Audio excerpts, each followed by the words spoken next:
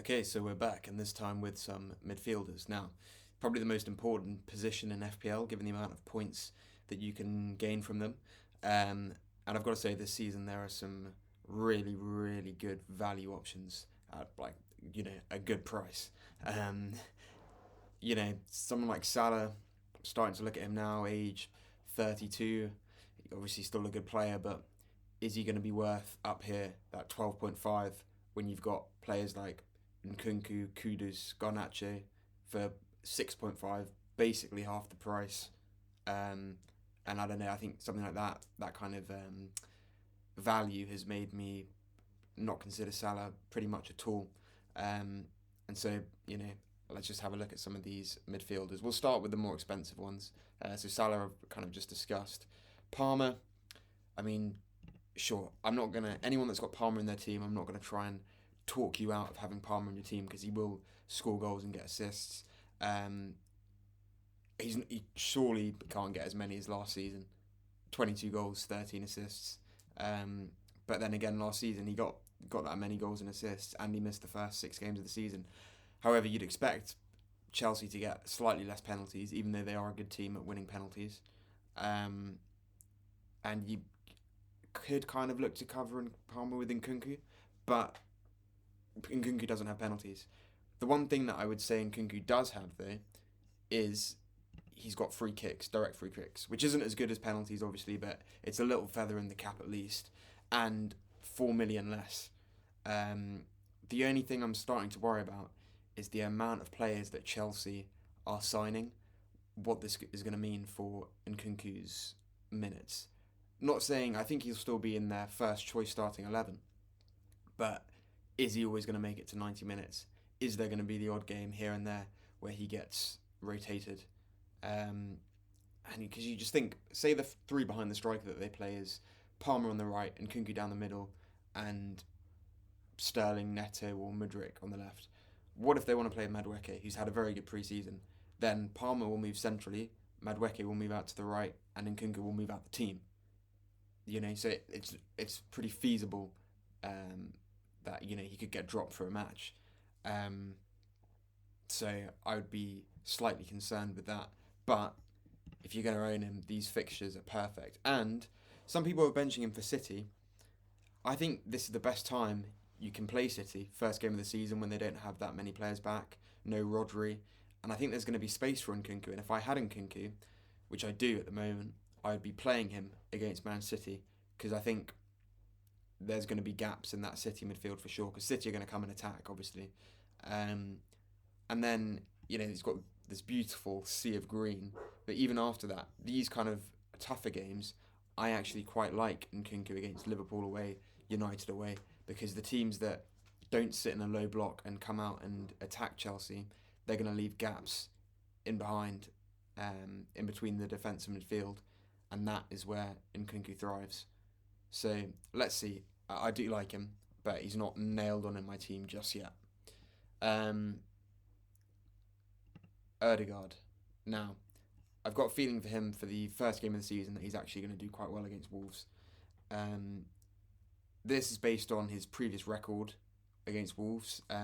He scored against Wolves at Molineux last season, scored against Wolves at the Emirates last season, scored a brace against Wolves at Molineux the season before. Sometimes you have players and they just like playing against certain clubs or teams. However, if you have him in for game week 1, you probably have to take him out straight away because these kind of games aren't so good for Ødegaard as a FPL asset. And this is because in the big away games against City, against Spurs, against Villa, he has to sit a bit deeper to make sure we're solid defensively. So unless Arteta changes that, Ødegaard isn't going to be a good player for those kind of games. So for that reason, I don't think he's a good pick over the first 5 weeks. But I do think he's going to do something against Wolves. Fernandes, now this is an interesting one. He's in my team. And I think this first game against Fulham, he could go off. And the reason why is, Fulham, although they've looked decent in pre-season, they've lost Palhinha and they've lost Tosin. So they're going to be playing, Andreas and Lukic as the 2 6s. I think that's how they've been shaping up in pre-season. Maybe Andreas has been playing slightly ahead of Lukic, but it's just not the same as having Paulinho. And I think there's going to be a void in midfield, which is filled by Fernandes. And I mean, he came straight back in the Community Shield, having not played a single minute of pre-season, and looked like one of the sharpest players on the pitch. He's got pens, he's got set pieces, he's consistent, and he's in his prime. I think for the first game of the season, I'm going to have him in. These other games after, Brighton could be alright. Southampton's a great fixture. Liverpool, I'm not sure if I'd start him in that. You know, that's the only thing, is after the first game, you're kind of looking at it thinking, are these fixtures that good? But I think if Mainoo and Casemiro end up sitting more and Fernandes is just given a free roam, he could really tear it up this season. Because a free roaming Fernandes, you could see, the numbers that he was getting back when he first joined, where it was, kind of 15 goals, 15 assists kind of thing. Let me just see, in the early days. Yeah, 18 goals, 14 assists in his first full season. And then he I think he was dropping a bit deeper because he needed to help progress the ball from deep for United. But if they can get Casemiro and Mainoo to do that, I think Fernandes, he's going to be huge. So let's see. Next option, we'll drop down to some of the 7.5s. Yeah, so Jota. If you want to bring someone in for just the first 2 games and then book a transfer in to sub them out, I think he's the man. Because against Ipswich, against Brentford, those are great fixtures. He's going to be playing up front. The only thing is, I don't think he's great for bonus points when he's playing as a striker. So if he does just score, you can probably expect to only get 7 points, as opposed to 9 or 10. But if he scores 2, obviously, then he's going to get a lot of bonus. So I think he's a decent shout if you're looking for someone for the first 1 or 2 weeks. Then we have... I just want to mention a quick thing on Maddison.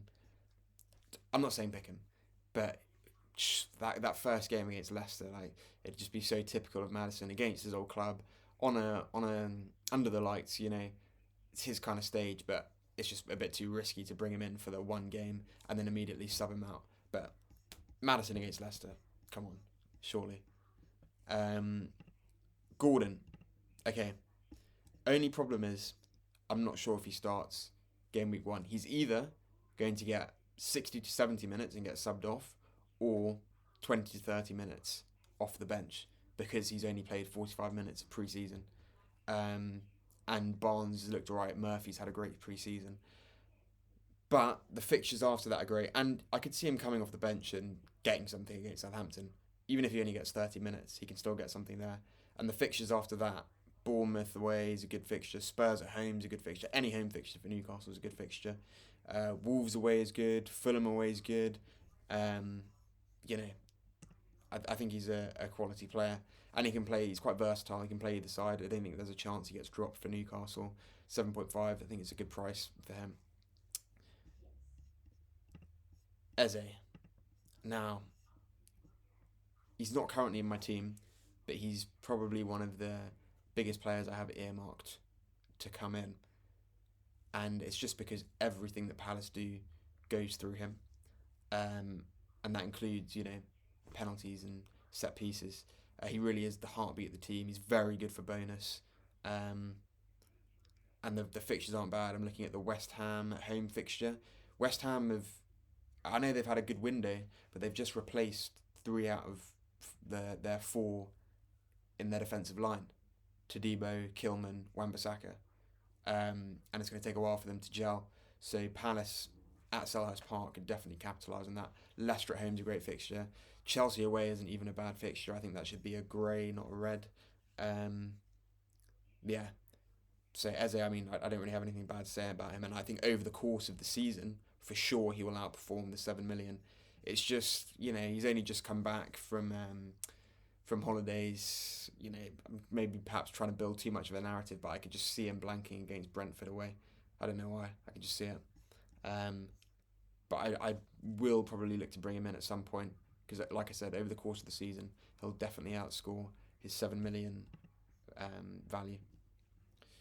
Now, these 6.5s, the 6.5s. I like this price bracket a lot. I've already spoken about Nkunku a bit.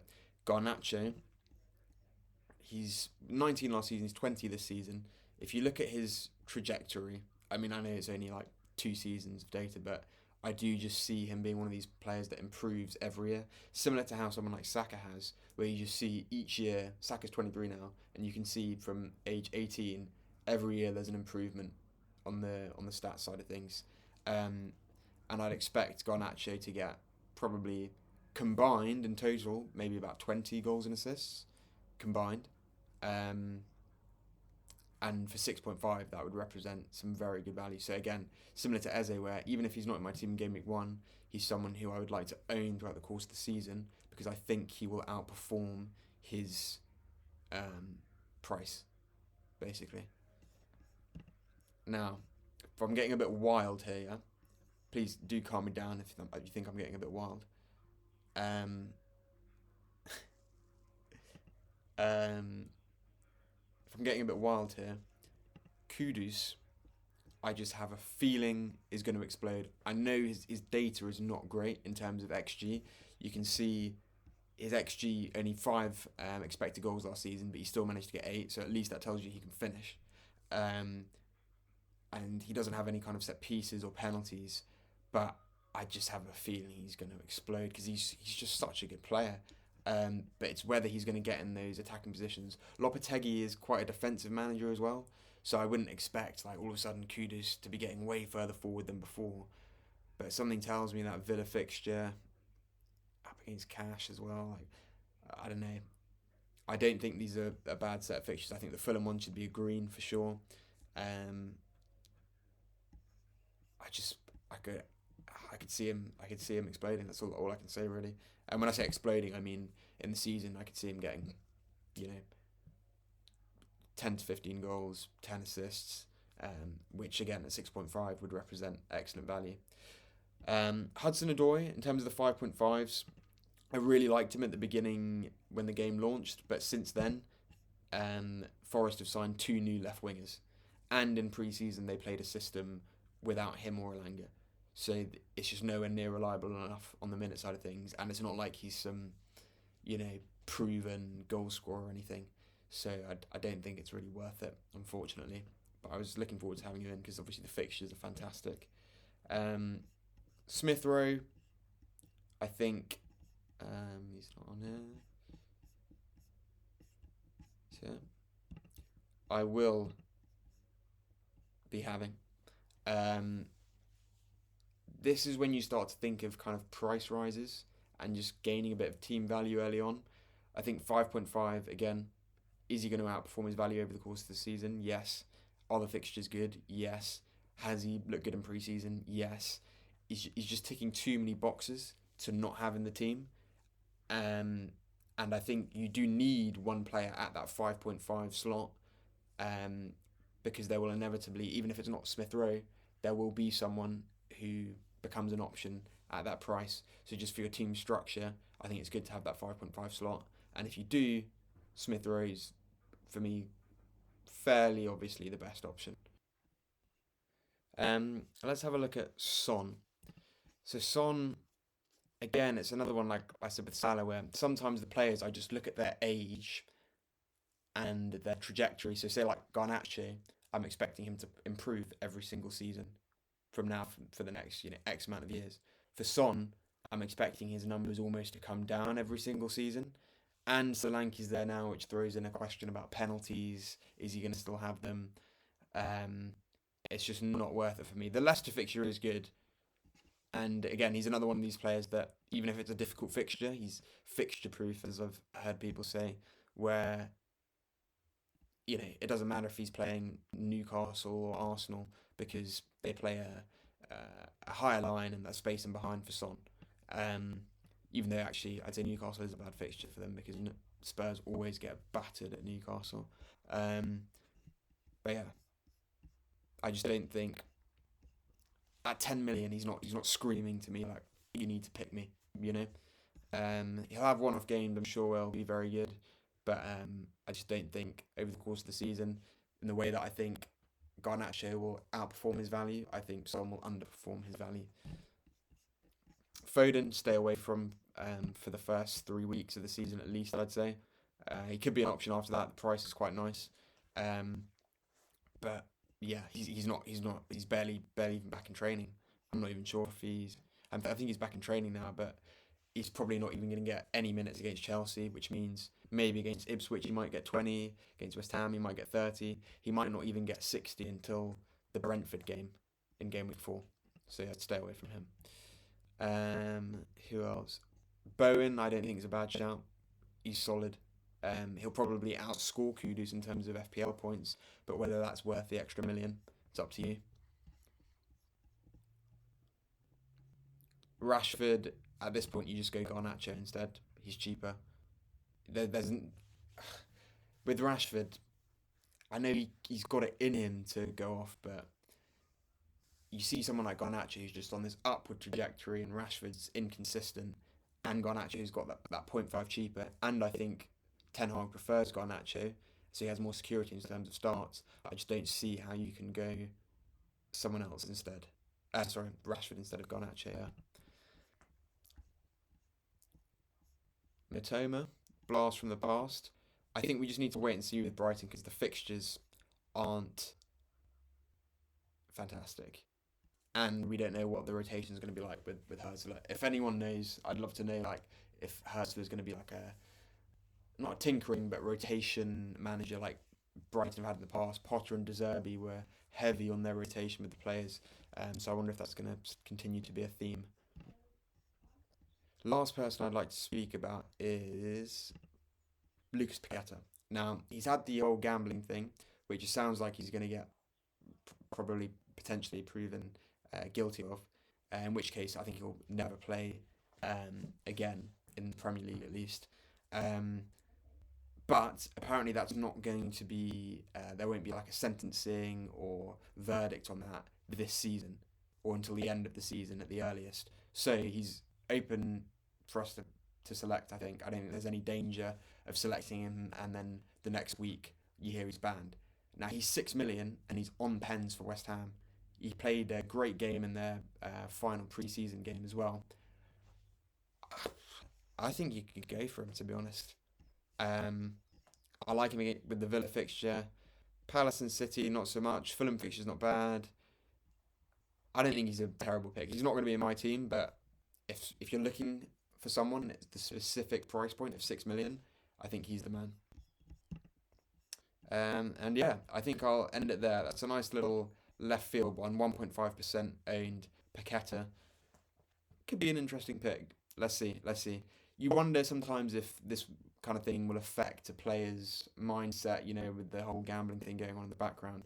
But when it was going on in the background with Tony, it didn't seem to make any difference. So I think he'll just go out there and play as he normally does, to be honest. But let's see. The proof will be in the pudding.